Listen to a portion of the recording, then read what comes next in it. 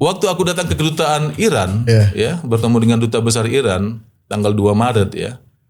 Memang di sana ada standing banner. Pikir masuk akal, oh memang ini adalah operasi untuk menutupi Epstein file.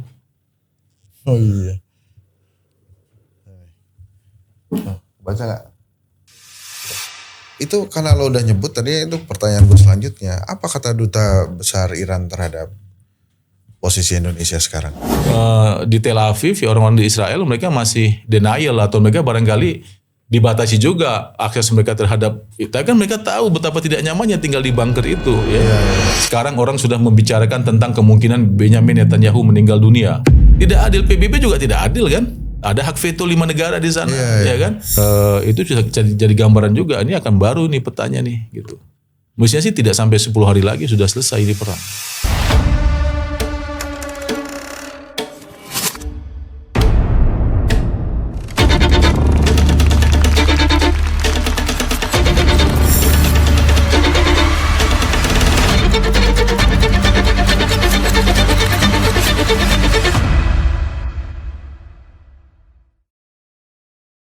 Bismillahirrahmanirrahim. Assalamualaikum warahmatullahi wabarakatuh. Waalaikumsalam. Ini sahabat saya sudah hadir lagi.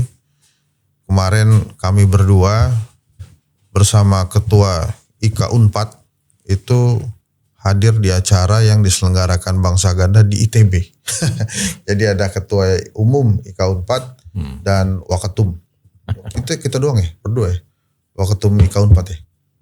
Ya banyak soalnya kita nggak tahu siapa lagi seru hadir. juga. Kita hadir di acaranya ITB, bro. Ini kita ngomongin kondisi perang sekarang ya. Tapi sebetulnya gue mau lihat dari sisi yang lain. Kan lo nih salah satu keahliannya adalah pernah studi masa depan. Oh ya kan gitu ya. Iya, future studies. Ya. Future studies. Nah menurut lo ini dengan perang ini imbasnya ke Indonesia kalau dari kacamata future studies tuh apa ya? Ya kan krisis itu satu situasi yang menghadirkan dua pilihan. Naik atau turun. Nah itu momentum juga. Iya itu maksud gua. Ini momentum. Iya kan? Ada beberapa hal dalam hidup ini kita bisa pilih. Ya. Ada beberapa hal dan mungkin lebih banyak hal yang kita tidak bisa pilih. Gitu. Nah respon kita bagaimana? Nah kita mau lihat situasi yang terjadi di panggung global ini sekarang ya di Iran ya. Itu sebagai apa? Ya kan sebagai peluang atau sebagai ancaman yang menakutkan ya. Kalau kita lihat sebagai peluang ya kita akan bekerja untuk membuat itu menjadi peluang gitu. Jadi dalam future studies itu ada dua jenis futures. Yang pertama itu possible futures atau gambaran masa depan yang mungkin terjadi. Jadi ini bukan cenayang yang diilmiahkan bukan ya? Bukan. Nah, jenis futures yang kedua itu tadi possible ya. Yang kedua itu disebut sebagai preferred futures.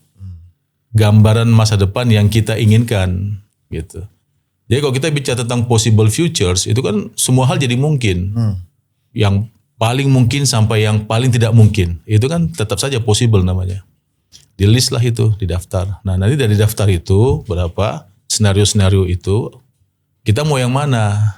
Nah kemauan kita ini tergantung pada tadi kita melihat situasi ini sebagai peluang ya atau situasi ini sebagai satu ancaman gitu. Itu secara umum begitu cara melihatnya itu. Jadi kalau aku melihat perang ini ya turbulence ya, tapi ya tadi kalau misalnya ini mau digunakan sebagai peluang hebat sekali. Misalnya gini ya, orang sekarang bicara tentang Hormuz, Selat Hormuz, ya 20% pasokan minyak dunia melampaui selat itu.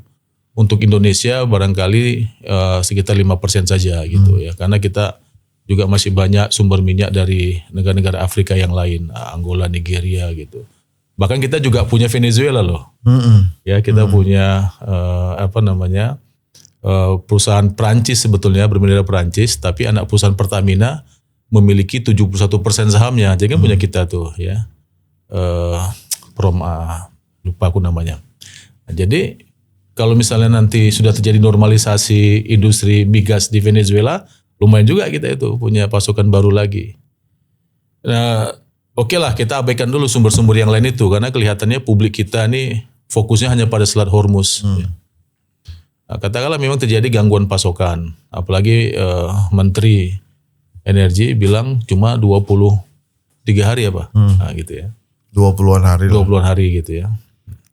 Nah tapi di sisi lain kan, ini membuka peluang kita serius dengan bauran energi kita, ya kan. Jadi sektor energi baru terbarukan itu betul-betul diseriusi, ya, supaya kalau nanti kejadian lagi konflik di negara-negara yang dekat atau bahkan yang ladang minyak, kita santai gitu ya, karena kita punya kekuatan sendiri. Ya baik misalnya pemerintah punya program apa sekarang B50 ya, jadi makanya kita punya banyak sawit tuh bagus juga kalau menurut aku ya dari sisi energi alternatif. Kalau dari sisi ekologi itu ada persoalan ya sama-sama lah kita pikirkan bagaimana efeknya itu tidak jadi lebih buruk kan gitu. Misalnya kayak China, Tiongkok, ini kan salah satu, aku pikir mungkin yang terbesar ya, nanti bisa cek angkanya, importer CPO terbesar kita. Dan mereka gunakan CPO kita bukan untuk cooking oil gitu ya, karena untuk cooking oil mereka pakai yang lain-lain lah ya, yang ya matahari lah, kedelai lah, apalah zaitun dan berbagai biji-bijian dari Asia Tengah yang karena jalur Belt and Road Initiative ini jadinya mudah mereka dapatkan gitu ya. Aku pernah kesian, pernah lihat stockpile minyak goreng mereka tuh banyak banget jenisnya. Nah, CPO dari kita ini kebanyakan mereka gunakan bukan buat itu, pasti bukan buat itu, tapi buat produk-produk derivatif yang lain lah ya, terutama energi ya gitu. Dan aku tanya ke teman-teman di sana, kalian kalau di rumah tuh masak pakai apa? Gak ada yang pakai palm oil ya kan? Gak ada. Jadi ya maksudnya negara lain saja melihat CPO kita itu bernilai energi gitu ya. Belum lagi kita punya geotermal ya, kita punya matahari ya. Ini cuma beberapa bulan belakangan ini memang mataharinya sering kalah nih sama air hujan nih. Ya atau misalnya kita punya angin. Nah, ini bauran energi ini yang perlu diseriusi gitu. Sudah ada gambaran dan pikiran-pikiran ke arah itu ya, tapi barangkali karena kita masih merasa fosil oil ini lebih mudah ya, jadi ya kita lanjutkan saja gitu ya, sedikit mengabaikan. Nah, jadi tadi ini cara melihatnya ini peluang ya, atau ini memang sesuatu yang mengerikan gitu. Kita tuh akan ketarik gak sih dalam perang ini sebetulnya? Ketarik dalam hal apa? Ya semua. Ketarik berarti imbas lah, terus kemudian akhirnya ikutan perang lah gitu. Enggak, ini kan kalau perang ini jendela waktunya kan tidak cukup panjang ya. Ya, Donald Trump ya nggak tahu lah, dia mungkin saving face, dia bilang akan selesai ya, kita sudah menang walaupun belum cukup menang gitu ya. Tapi kalau dari pihak Iran mereka mengatakan bahwa mereka ini siap perang 10 tahun ya. Ada penasihat Garda Republik itu mengatakan bahwa kita bisa perang 10 tahun bahkan lebih dari itu ya, karena stockpile rudal mereka lebih banyak gitu. Kalau Amerika Serikat tadi mengatakan misalnya tidak ada angkatan laut angkatan laut Iran misalnya. Ya Iran memang kan tidak berpikir ekspansif ya. Negara-negara yang punya kapal induk, itu negara-negara berpikir ekspansif ya. Kalau Iran tidak, dia negara solid kan, nggak ada. Nah kalau misalnya Indonesia punya kapal induk seperti ada kapal induk Garibaldi dari Italia yang dihibahkan ke kita itu, nah itu wajar kita punya karena kita punya kepulauan kan, jadi wajar gitu. Walaupun kalau kita lihat kemarin misalnya kita menguji coba jalan tol ya di Sumatera, di Lampung sebagai pendaratan dan take off, nah, itu juga bagus ya kan. Jadi tadi ya Amerika Serikat bahkan mengatakan dia tidak punya angkatan laut ya, memang nggak ekspansif yang namanya Iran itu. Iran ini negara yang ready untuk diserang gitu loh. Nah ini persoalannya, Iran ini negara yang siap untuk diserang. Maka defense system dia itu luar biasa besar sekali, dan dia pasti tidak akan berpikir tentang boots on the ground gitu ya. Tapi kalau ada boots on the ground dari luar negara yang datang ke tempat dia, ya dia sikat juga begitu ya. Jadi hitungan-hitungan Amerika Serikat kelihatannya kali ini keliru ya. rencana mereka untuk menjadikan ini sebagai Venezuela kedua, operasi kilat juga kelihatannya keliru ya. Nah, walaupun tadi misalnya Iran bilang kita siap berperang 10 tahun, tetapi timeline-nya kok menurut aku nggak akan lama ya. Nggak akan lama. Misalnya begini, di Israel akan ada pemilihan umum bulan Oktober. Kemudian di Amerika Serikat akan ada pemilu sela bulan November ya. Kalau kita abaikan saja dulu respon dari masing-masing warga negara di kedua negara ini, katakanlah mereka memberikan dukungan gitu ya penuh, maka nanti akan ada proses koreksi politik di mana namanya di masing-masing negara. Nah, tapi yang kita lihat sekarang ini adalah warga negara di masing-masing negara ini bereaksi dengan sangat keras ya, menentang ya. Apalagi misalnya Israel, mereka kan tidak terbiasa hidup di bawah tekanan seperti negara-negara yang kita lihat yang lain lah gitu, termasuk juga misalnya Iran gitu ya. Mereka dibuai oleh pertahanan udara yang luar biasa kan begitu ya. Mereka pikir mereka tidak akan pernah bisa disentuh, tapi kita lihat kecanggihan rudal-rudal Iran ya, termasuk yang terakhir ini yang cluster itu ya, itu kan membuat pertahanan udara Israel sulit untuk membaca yang mana yang mesti disikat. Yang datang satu tapi sampai ketinggian tertentu tiba-tiba jadi banyak gitu. Sementara yang dikirim untuk menghambat dia mungkin cuma satu atau dua kan jebol. Nah, juga misalnya kita melihat koalisi klasik ya, koalisi tradisional Amerika Serikat juga bubar ya kan. Negara-negara di Eropa juga nggak mau kerepotan. Kita udah sibuk menanggung perang Rusia Ukraina, sekarang masih mikirin lu lagi gitu ya, karena tidak ada perencanaan yang matang dan nggak jelas juga maunya apa gitu. Ya masa ia melakukan serangan di saat pembicaraan damai sedang dilakukan dan pada titik yang sedang terbaik begitu. Jadi kalau kita lihat hal-hal macam begitu, bisa jadi ini juga tidak sampai pada tadi timeline pemilu di Oktober di di Israel maupun pemilu sela di Amerika Serikat ya. Ini bisa jadi lebih cepat. Siapa saya kemarin tuh ada sekretaris salah seorang pejabat tinggi lah ya di Iran, dia mengatakan hati-hati Trump.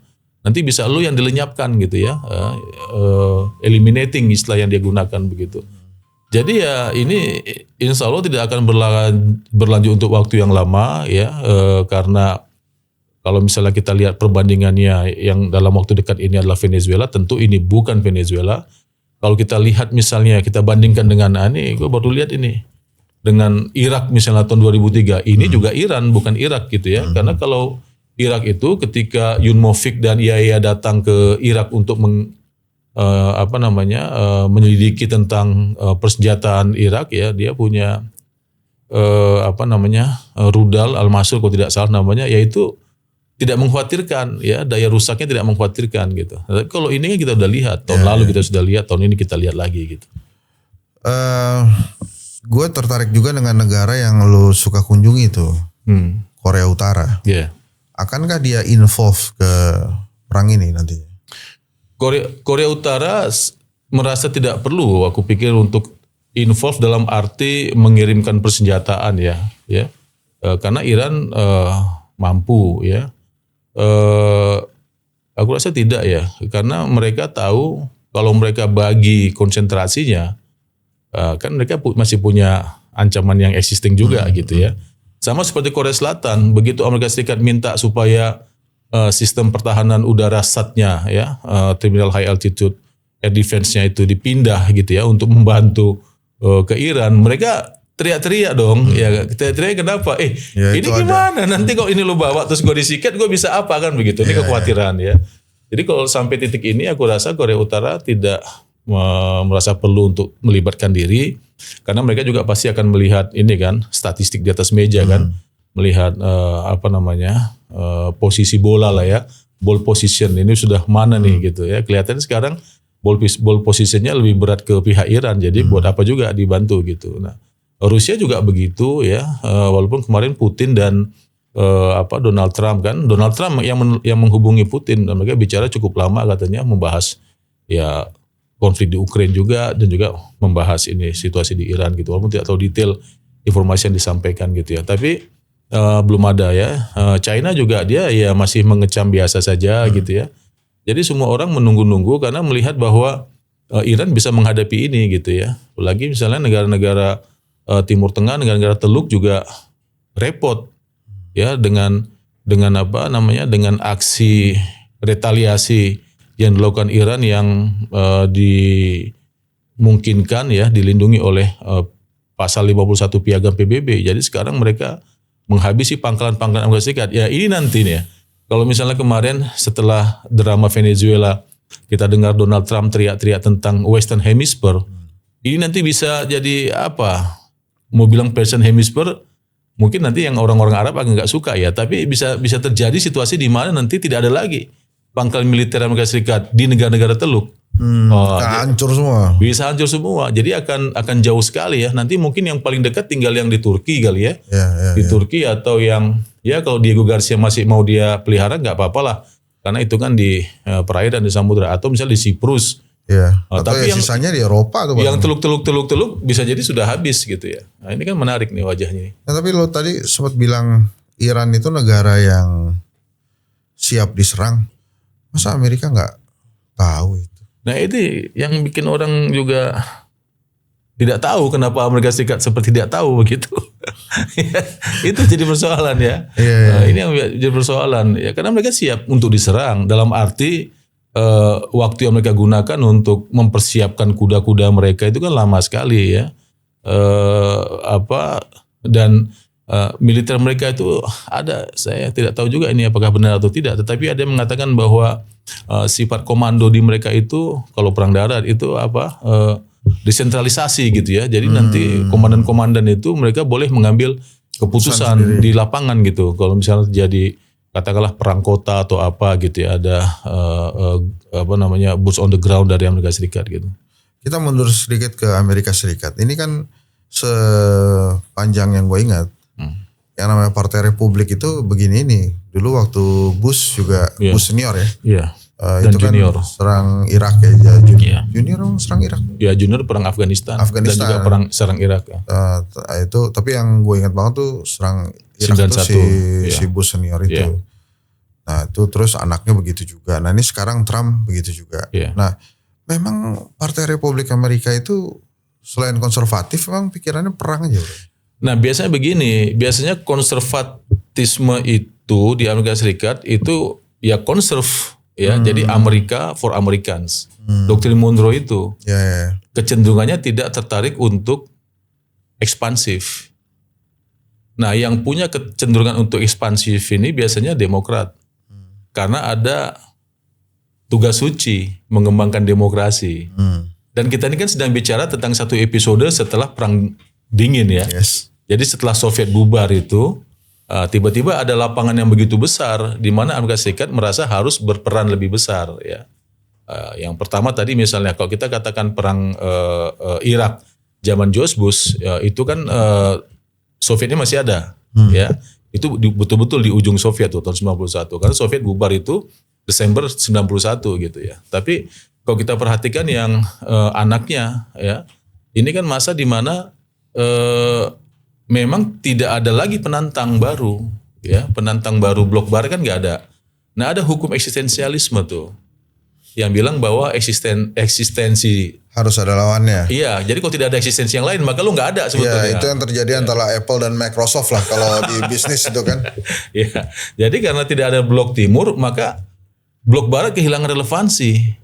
Ya, buat apa lagi orang tergantung pada blok barat. Nah, jadi harus diciptakan sesuatu yang baru. Nah, lahirlah itu perang melawan teror. Kalau kita lihat misalnya peristiwa 9/11 sampai sekarang masih ada the dark side of itu katastrofi itu ya. Orang masih curiga apakah memang itu satu serangan teror yang terencana ya oleh peneror yang sebenarnya atau memang dibikin sendiri sampai sekarang. Masa iya bukti yang digunakan adalah potongan paspor yang ditemukan di antara puing-puing itu gitu. Jadi kan terlalu banyak hal yang meragukan untuk hal macam begitu. Nah, tapi apapun itu, apakah itu sesuatu yang diorkestrasi, apakah itu sesuatu yang orisinil, nah ada momentum dia untuk mengatakan, lu masih butuh gua nih. Ya kan? Jadilah itu war on terror itu. Ya kan? War on terror meledak sampai akhirnya merembet ke Irak tahun 2003. Orang juga bertanya-tanya, mengapa Irak? Ya, jadi setelah lah. Kenapa Afghanistan diserang? Karena di sana ada Osama bin Laden, ya Al-Qaeda. Amerika Serikat minta kepada pemerintahan Taliban untuk menyerahkan Osama bin Laden. Tapi Taliban bilang enggak, dia bantu finansial, dia tetap di sini. Nah, karena Taliban tidak mau bekerja sama menyerahkan Osama bin Laden, diseranglah yang namanya Afghanistan. Oke, selesai, clear ya. Tapi kenapa ke Irak? Sampai itu ada kartun. Nah, itu tolong dicari nih kartunnya. Kalau ada lo pasang aja. Kartunnya apa? Oh, jadi hubungan Irak dan Al-Qaeda itu ya ini huruf Q ya. jadi kartunnya itu menggambar karena mereka kesulitan untuk menjelaskan. Nah, akhirnya apa? Lahirlah cerita bahwa Irak ini juga adalah ancaman yang nyata ya, dengan senjata pemusnah massal segala macam. Waktu itu bukan gara-gara mereka nyerang Kuwait itu? Enggak, itu tahun 91. Iya, 91 itu yang Bush itu mungkin dia tarik-tarik kali. Ya, tetapi yang digunakan oleh Colin Powell, Menteri Luar Negeri Amerika Serikat di Dewan Keamanan PBB waktu itu adalah tentang senjata pemusnah massal, laboratorium bergerak yang didasarkan pada informasi intelijen yang solid menurut mereka. Tetapi tahun 2008, orang yang sama Colin Powell, dia mengatakan bahwa informasi yang saya sampaikan tahun 2003 itu berdasarkan pada informasi yang keliru. Nah, ini kebetulan ini buku ini aku bawa juga ini, Ndri. Dikasih lihat dong. Kasih lihat nih. Ini Colin Powell nih, ketika dia bicara baca. Ketika dia bicara tentang pentingnya dunia untuk menghukum Irak yang membangun persenjataan pemusnah massal gitu ya. Ini aku pernah nulis nih salah satu chapter dalam buku ini judulnya Deep Throat Gadungan gitu ya. Deep Throat itu adalah pseudonym atau nama yang digunakan untuk sumber dari wartawan Washington Post ya yang membocorkan peristiwa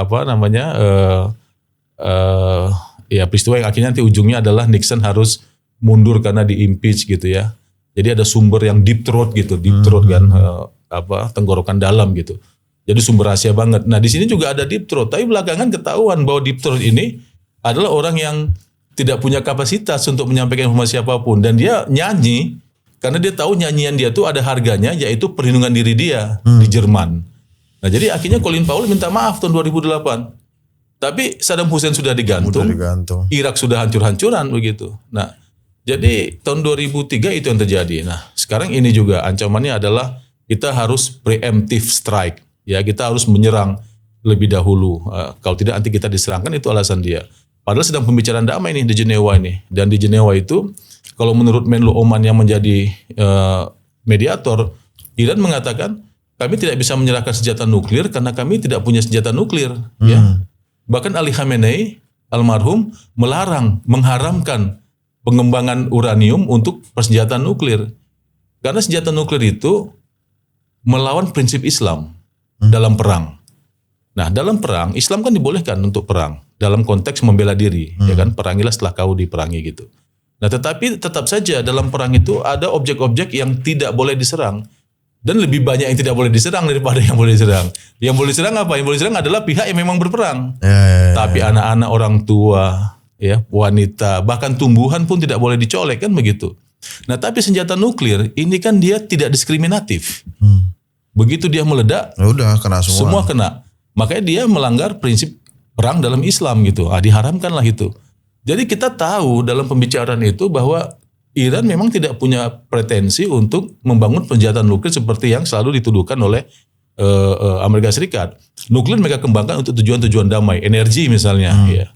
Dan kurasa kita juga perlu juga berpikir tentang pemanfaatan maksimal energi nuklir gitu sebagai energi alternatif ya. Nah, diseranglah dia ya. Makanya orang bilang ini bukan preemptive strike ya, tetapi pre-Epstein strike ya. Dan waktu aku datang ke kedutaan Iran ya, bertemu dengan duta besar Iran tanggal 2 Maret ya. Memang di sana ada standing banner. Ada standing banner 2, pertama di depan pintu. Judulnya apa? Operasi Epstein di Iran. Nah, kemudian di dalam ada lagi Operasi Epstein di Iran ya, banner yang bentuknya sama dipasang 2 kali. Aku foto Tundri, itu lucu juga Tundri. Itu kan kalau kata si Trump itu apa? Operasi apa Fury itu? Epic Fury. Epic Fury. Mana? Lo mau lihat ya? Ini menarik ini. Jadi memang sekarang orang bertanya-tanya apa sebetulnya tujuan dari serangan itu? Ya, bukan yang paling masuk akal ya, untuk sementara yang orang pikir masuk akal, memang ini adalah operasi untuk menutupi Epstein file. Oh iya. Baca nggak? Ya, tadi fokusin ya. Oh gitu. Itu karena lo udah nyebut tadi, itu pertanyaan gue selanjutnya. Apa kata Duta Besar Iran terhadap posisi Indonesia sekarang? Oh, waktu tanggal 2 Maret itu ya mereka baru tahu satu hal, bahwa Indonesia lewat ini ya, lewat tweet Kemlu, Indonesia kan seperti yang kita sama-sama baca sikapnya menyayangkan ya. Menyayangkan terhentinya pembicaraan damai. Nah, itu sebetulnya apa ya, menurutku ya istilah yang pas ya. Ini ada pembicaraan damai kok jadi terhenti, ya kan? Nah, banyak yang bilang itu kurang tegas ya. Tapi kalau menurut aku itu sudah tegas. Yang kita sayangkan itu adalah terhentinya pembicaraan damai. Nah, kemudian ya kita juga dengar bagian berikutnya, kalau dibutuhkan Presiden kita siap untuk ke Tehran ya, menjadi mediator ya. Tapi tentu kan bayangannya tidak langsung ke Tehran lah begitu ya. Pasti ada proses persiapan. Nah, itu aja pertama soal kita menyayangkan terhentinya pembicaraan damai, yang kemudian kita menawarkan diri untuk menjadi mediator. Nah, cuma itu aja. Aku sempat tanya juga apakah sudah ada pembicaraan dengan utusan dari istana yang hadir gitu ya. Dia bilang belum ada ya, belum ada. Nah, terus pas aku sampai rumah tuh ada teman kita yang di pemerintah juga di partai, aku sampaikan pesan ini. Tadi ketemu Dubes Iran katanya belum ada yang menyampaikan langsung gitu ya. Dubes Iran sih tidak minta aku ngomong ke mereka, ini cuma karena aku peduli saja. Nah, terus kalian teman ini kirim ke teman yang lebih otoritatif ya untuk menyampaikan itu. Akhirnya dia balas, Bang, barusan Menlu kita bicara dengan Menlu Iran gitu. Jadi memang kelihatannya simultan aja terjadinya bersamaan gitu ya. Nah, ini penyambung lidah dubes dong. Tidak juga, karena memang kelihatannya memang itu sudah dipikirkan gitu ya. Jadi kebetulan saja gitu, kebetulan.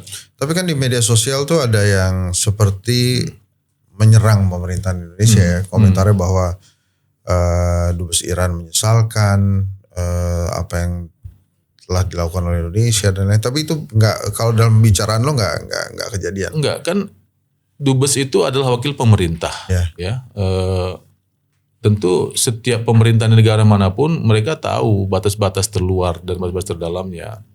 Nah, hal itu kan menurutku adalah kesimpulan yang ditarik dari beberapa peristiwa. Misalnya dubesnya ke tempat Pak JK ya, atau misalnya Mbak Mega mengirimkan surat duka gitu ya. Ini kan kesimpulan-kesimpulan. Kalau misalnya Mbak Rahmawati masih ada, aku yakin Mbak Rahmawati malam itu juga pasti akan datang ke kedutaan Iran gitu ya, karena aku tahu kedekatan Mbak Rahmawati dengan duta besar Iran, dengan kedutaan Iran, dan Iran itu lebih orisinil gitu ya, karena aku mendampingi beberapa kali, bahkan Mbak Rahmawati itu pernah bertemu dengan anaknya Imam Khomeini, ya, lebih senior lagi, wanita juga, dan aku ada di situ dan nggak bawa foto-fotonya lah, nggak ngerti juga kita mau bicara ini. Jadi mereka paham bahwa itu adalah sikap yang harus diambil oleh pemerintahan ya dari satu negara yang berdaulat gitu. Kita punya independensi untuk menyatakan sesuatu dengan cara apa gitu ya.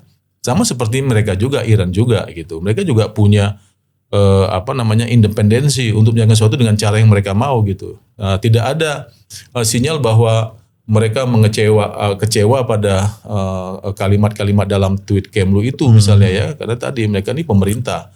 Tapi kalau masyarakat sipil kan boleh-boleh aja, apalagi masyarakat sipil itu Indonesia, di sisi Indonesia ya, yang sedang banyak persoalan di sini kan, ada yang sedang ngomongin soal MBG, ada yang sedang ngomongin soal Koperasi Merah Putih, terus ada masalah ini, ya udah dikawinkan saja gitu. So artinya Iran masih tetap ingin menjaga persahabatan dengan Indonesia. Ya, aku pikir memang begitu ya, apalagi coba bayangkan negara-negara di Teluk, negara-negara di Iran memang tidak termasuk dalam, ya kok kita bikin geografi dia tidak masuk dalam Timur Tengah ya, dia Asia Barat gitu ya. Tetapi negara-negara oke lah gitu kan, yang secara umum bersahabat dengan Iran kan bisa dihitung pakai jari ya. Nah, Oman ya kemarin jadi mediator gitu. Nah, kalau ada Indonesia, negara Muslim terbesar ya, bersedia untuk menjadi mediator, itu kan bagus.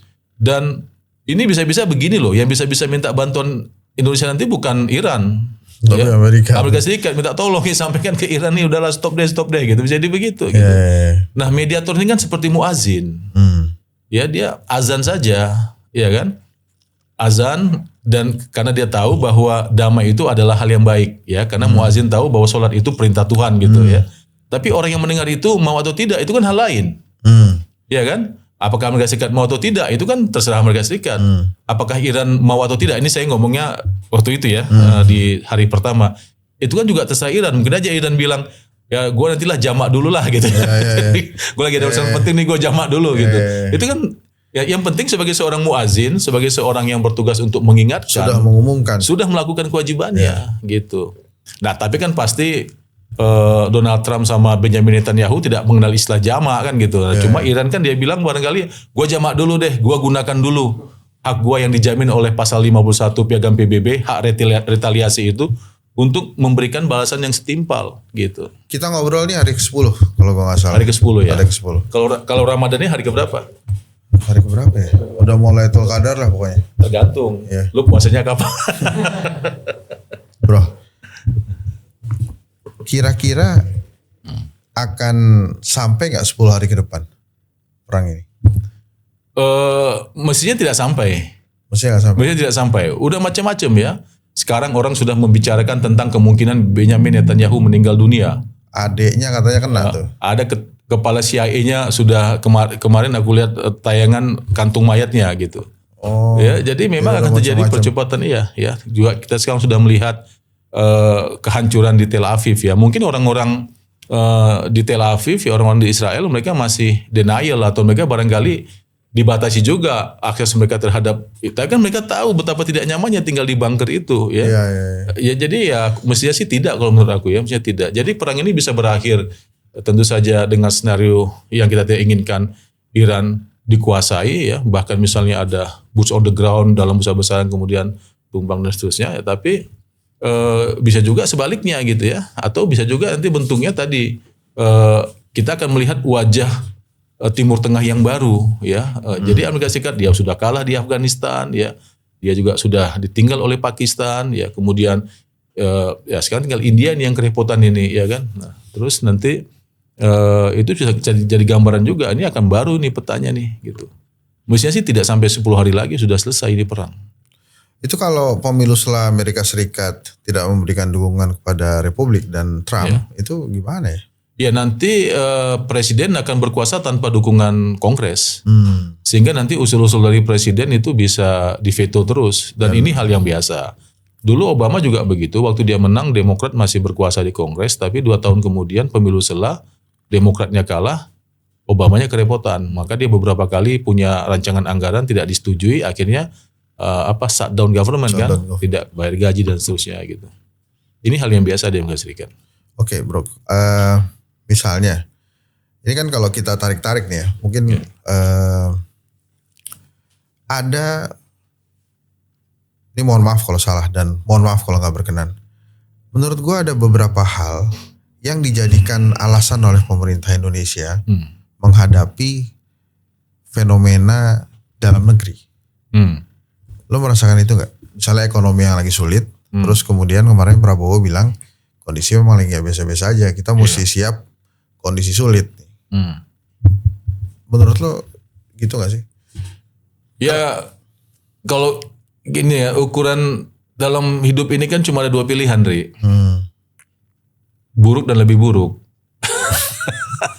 Kenapa buruk dan lebih buruk? Karena situasi terbaik sekalipun pasti tidak akan memuaskan. Akan dianggap sebagai situasi yang buruk gitu loh. Jadi pilihan cuma 2, buruk dan lebih buruk ya. Nah, ketika presiden mengatakan keadaan sedang tidak baik-baik saja, bukan berarti itu lebih buruk gitu. Kalau menurut aku nih ya, dia hanya hendak mengatakan bahwa apapun yang sedang terjadi di dunia ini itu tadi adalah momentum, ya, momentum yang bisa kita manfaatkan sebetulnya ya. Kenapa tidak melihatnya dari perspektif yang itu gitu? Kenapa melihat selalu dari perspektif yang tidak percaya diri ya, kita ikut BOP, kita kan gini-gini. Jadi itu apa? Mental inlander kalau menurutku ya. Kenapa kita mau menang mudah gitu loh? Iya kan? Kenapa kita mau menang mudah? Mengapa kita mau cetak skor sebanyak mungkin ke kandang lawan, ke gawang lawan, di saat gawang lawan nggak ada kipernya, nggak ada backnya, nggak ada pemain tengahnya gitu? Buat apa? Ya memang dunia ini tidak adil, ya kan? dari sudut pandang orang yang tertekan, dunia ini tidak adil. Sistem internasional kita ini kan usianya masih muda, baru tahun 45. Memang tidak adil. PBB juga tidak adil kan? Ada hak veto 5 negara di sana, ya kan? Ada isu-isu yang itu isu-isu orang kulit putih lah, ya kan? Orang-orang Kaukasian gitu ya. Isu-isu negara berkembang misalnya sering diabaikan gitu ya. Jadi memang tidak adil. Nah, tapi pilihannya kan cuma 2. Ini kalau kata ustadz-ustadz ini, menangisi kegelapan atau menyalakan lilin kan begitu.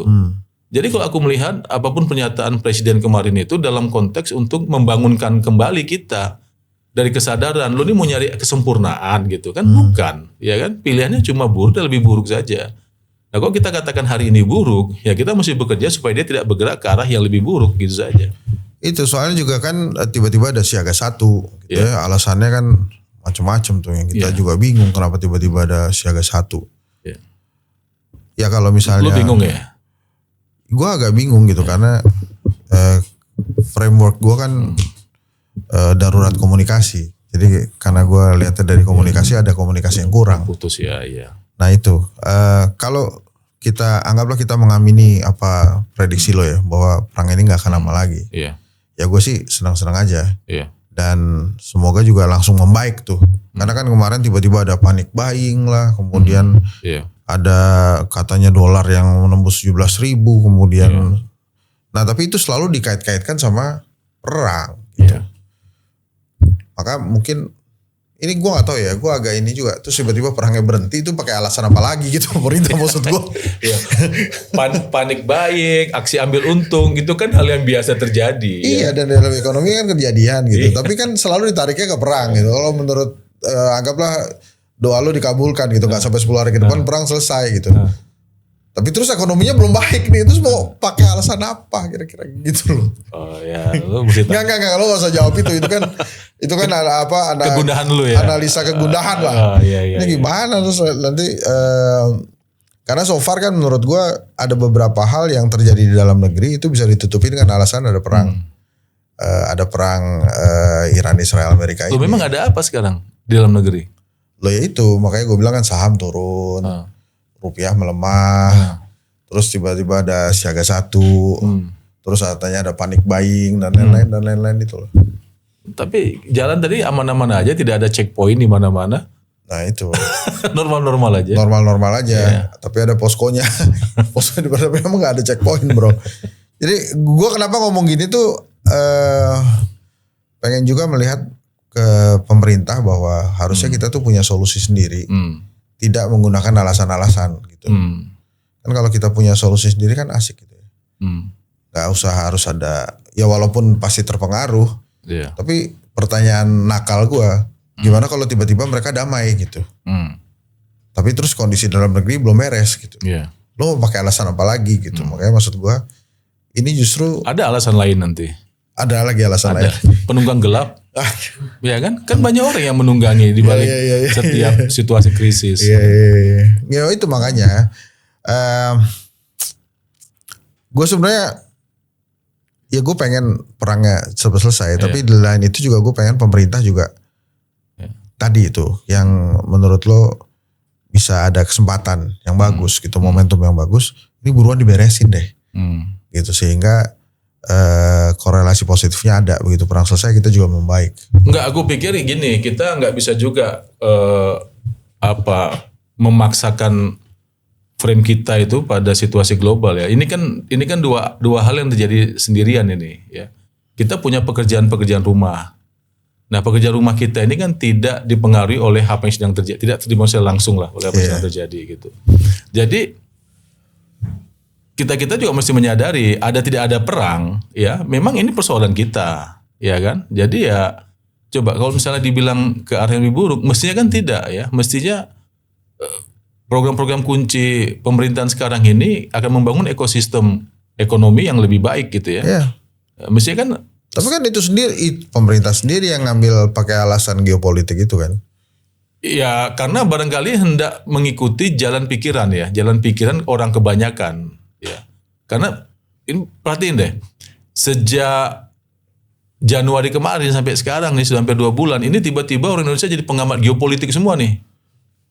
Semua jadi Jadi sudah hafalan tuh ya, senjata-senjata Iran tuh apa saja. Canggih aku ketemu orang, canggih emang selalu begitu bro. Gue ingat waktu perang si Bush itu nyerang Irak, kita masih SMP tuh. Itu tiba-tiba kita kenal F-16, Apache gitu-gitu kan. Iya. Dan terus di depan sekolah kita tuh dijual tuh poster-poster itu. Iya. Emang dadakan seperti itu. Iya, orang kaos wajah Osama bin Laden juga sempat populer di sini ya. Ya maksud gue adalah, gue setuju sama lo tuh, harusnya memang ada dua hal yang berbeda dalam negeri dengan geopolitik sana. Tapi karena bahasa komunikasinya salah satunya adalah selalu begitu. Ini kita harus siap-siap, kondisi gak baik-baik. Kemarin presiden juga ngomongnya begitu kan. Maksudnya kalau gue sih selalu berdoa Indonesia baik-baik aja. Nah ini kan kalau kita terus-terusan diseret-seret isu-isu yang kata lo dua hal yang berbeda. Teknik komunikasi yang menurut lu baik dan benar, aku sih nggak paham ya. Termasuk gestur, termasuk mimik, termasuk intonasi. Kemarin mimiknya tegang banget itu presiden menyampaikan itu. Lu sampaikanlah ke beliau. Ya kan? Jadi kita juga melihatnya nih ada apa sih? Padahal kan menurut gue ya pekerjaan rumah dalam negeri itu kan harus diselesaikan. Ibaratnya pekerjaan rumah kita dikasih nih pekerjaan rumah untuk dikerjain kan. Beda kan sama pekerjaan rumahnya kepala sekolah gitu maksud gue. Gak ada kaitannya. Nah ini bagus ya, tadi jangan dipotong nih, bagus. Masukin juga. Jadi gitulah kira-kira gue. Ada yang mau disampaikan lagi terkait kondisi geopolitik? Ya aku rasa udah cukup ya. Ini publik kita juga tiap hari sarapannya itu kurasa ya. Cuma aku merasa tanggung jawabku adalah menawarkan perspektif saja ya. Menawarkan perspektif bahwa ini tidak seburuk yang dibayangkan gitu ya, dan Indonesia punya peluang yang cukup besar baik untuk menyelesaikan masalah di dalam maupun untuk tampil sebagai pemain kunci ya, dan itu bagus ya. Jangan teman-teman, aku lihat ada yang underestimate kemudian bernada mencemooh misalnya presiden mau begini begitu. Emang siapa lu gitu? Memang siapa juga yang nanya gitu ya kan? Nah, ini dunia kok ya. Ini saat dimana setiap negara itu boleh menampilkan warnanya ya. Coba Eropa aja, mereka menampilkan warna mereka yang beragam gitu ya. Kenapa kita tidak gitu? Dan memang gini Indri. Gue tanya contohnya nih, contoh misalnya soal BOP. Okay. Selain Indonesia di ASEAN ini ada satu negara lagi yang gabung dengan BOP, namanya Vietnam. Nah sebelum Iran, waktu masih geger BOP, aku main ke kedutaan Vietnam. Aku ketemu sama Pak Dubes Tavantong. Ya, aku tanya, kenapa Vietnam gabung ke BOP? Ya dalam bayanganku ya kalau kita gabung ke situ kan Palestina ini isu abadi kita kan gitu. Jawaban dia, pertama, perdamaian itu kan bagus. Yang kedua, kami punya pengalaman rekonsiliasi. Ya. Yang ketiga, ya kalau memang Gaza dan Palestina akan dibangun, kami sudah hadir di sana. Jadi dagang gitu. Artinya mereka akan mengisi kebutuhan-kebutuhan itu gitu. Nah Indonesia ini satu hal ya, kalau kita lihat pengalaman kita ke belakang, kita ini dikenal sebagai negara yang bisa jadi juru damai nih. Ya. Kontingen Garuda kita sangat aktif sekali di beberapa negara tetangga termasuk di Kamboja misalnya untuk konflik kita juga aktif di sana. Nah tapi kita ini dikenal tuh sebagai ini kata Hendri, istilah mereka itu honest broker, ya honest peace broker. Jadi peace broker yang jujur. Maksudnya begini Hendri, oh lu berantem, ya udah gua damaikan, lu udah damai, gua pergi gitu, ya kan? Tidak ada jejak kita di situ. Perusahaan kita nggak main, BUMN kita nggak main. Mestinya kan masuk ke situ. Nah itu maksudnya, jadi istilahnya itu honest broker, honest peace broker gitu. Nah jadi Vietnam enggak, dia berpikir kita tuh tidak mengambil keuntungan. Nah itu jujur banget memang orang berantem udah gue damaikan aja, setelah itu ya terserah dia.